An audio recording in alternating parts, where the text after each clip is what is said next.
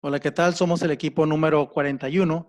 En esta ocasión presentando el tema diagnóstico laboratorial de COVID-19 y su relación con el sistema inmune, en donde tuvimos como asesor al doctor Alberto Monteverde, a quien aprovechamos para agradecer su valioso apoyo. Nosotros somos alumnos del 10º semestre de la carrera de Medicina de la Universidad Orango Santander, Campus Hermosillo, y los integrantes del equipo son Bracamonte Noriega, Rosario Abigail, Ceballos Fragoso, Josefina del Rosario, García Hernández Raúl, Valencia Morioki, Fernanda Anaí y su servidor Isidro Mendoza. A continuación vamos a presentar nuestro proyecto integrador. La muerte y el miedo al contagio han sido los principales desafíos a los que los profesionales de la salud día a día se enfrentan. Esto sin dejar a un lado el aislamiento social, el cierre de industrias etiquetadas como no esenciales, cierre de escuelas, estrés, entre otras conductas que detuvieron a las ciudades de nuestro estado, país y al mundo. Sin embargo, otro de los grandes retos para los que buscan cómo enfrentar esta pandemia es lo relacionado al diagnóstico laboratorial del COVID-19. Este desafío inició y se descubrió por primera vez en la ciudad de Wuhan, China, un nuevo virus que es causante de una enfermedad respiratoria potencialmente grave, teniendo como síntomas más comunes la fiebre, astenia, tos seca y mialgias. Los objetivos son conocer y evidenciar con artículos científicos el diagnóstico laboratorial del COVID-19 y su relación con la respuesta inmune, así como relacionar los puntos más importantes de manera clara y concisa. Citocinas e inmunosupresión. El SARS-CoV-2 es un betacoronavirus como los otros dos virus que han causado infecciones fatales en los últimos 20 años, SARS-CoV y MERS-CoV. Es un virus de ARN monocaternario con sentido positivo y envuelto con una nucleocápside. Su genoma ha demostrado que está estrechamente relacionado con el SARS-CoV, compartiendo el 79% de su genoma. El modelo molecular ha mostrado similitudes entre los dominios de unión al receptor de SARS-CoV y SARS-CoV-2, también llamadas proteínas de pico, que son la parte más inmunogénica del virus y probablemente se unen a los mismos receptores de enzima convertidora de angiotensina 2 para obtener la entrada celular, lo que sugiere que un mecanismo patogénico similar está involucrado en ambas infecciones virales. Los receptores ECA2 se expresan en células alveolares tipo 2 en el 83%. Y en las células del corazón, riñón, endotelio e intestino.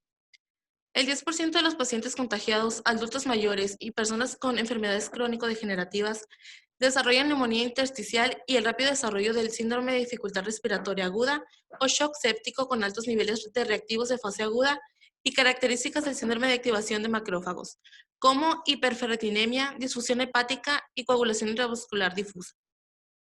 Desregulación de citoquinas. Patología COVID-19. Esta fisiopatología se da en 3 pasos. La primera es la entrada, replicación y liberación del SARS-CoV-2. El virus se une al receptor de células ECA2 por medio de la glucoproteína de espiga, proteína S, y luego ingresa al citoplasma celular donde libera su genoma de ARN. Comienza a replicarse y forma y libera nuevas partículas virales. Presentación de antígeno. El antígeno viral se presenta a las células presentadoras de antígeno que presentan los péptidos antigénicos por medio del complejo principal de histocompatibilidad. La presentación del antígeno estimula tanto la inmunidad celular como la humoral. Las células efectoras inmunitarias liberan grandes cantidades de citocinas y quimiosinas, lo que genera una tormenta de citoquinas, que pueden provocar rápidamente el síndrome de dificultad respiratoria aguda, insuficiencia orgánica simple o múltiple y finalmente la muerte. Durante la fase de desregulación de las citoquinas, hay un aumento de la replicación virales, por lo cual hay un retraso en la acción de interferón. Con esto, una respuesta desajustada de células T y aumento de los niveles de citoquinas, ocasionando daño vasculares. Esto va a ocasionar igualmente una disminución de células CD4 e interferón gamma, ocasionando muchos daños a nivel sistémico. Los sujetos con SARS tienen altos niveles de citoquinas que se asocian con agotamiento de las células T, inflamación pulmonar y extensa daño pulmonar. El aumento de las concentraciones de interleucina 6 puede suprimir la actividad normal de las células T, lo que puede explicar la presencia de linfopenia. La desregulación de las citoquinas es de particular interés en pacientes con COVID-19 que tienen niveles más altos de citocinas inflamatorias Sin embargo, lo que es más interesante es que, como se observa durante el brote de SARS, algunas de las citocinas parecen estar reguladas especialmente en pacientes con enfermedades más graves. Las células TCD8 altamente citotóxicas pueden explicar el daño tisular mediado por el sistema inmune, ya que la respuesta inmune a estas anormalmente sesgado hacia la TH2, inmunosupresor. Durante el diagnóstico vamos a encontrar que se diagnostica principalmente por síntomas como fiebre, tos, disnea, anosmia, ageusia, dolor, mialgia, escalofríos, dolor de cabeza, rinorrea, náuseas, diarrea, fatiga, confusión y dolor o presión en el pecho. Los departamentos de salud locales pueden tener criterios específicos para las pruebas. Existen dos: los Centros para el Control y la Prevención de Enfermedades CDC y la Sociedad de Enfermedades Infecciosas de América ITSA, quienes han sugerido prioridades para las pruebas.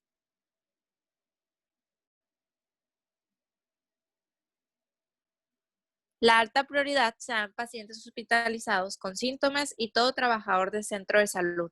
La segunda prioridad son personas con síntomas de una posible infección con COVID-19 que incluyen fiebre, tos, falta de aliento y escalofríos.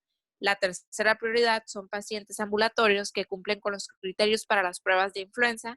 Y la cuarta prioridad, la vigilancia comunitaria, según lo indiquen las autoridades de salud pública.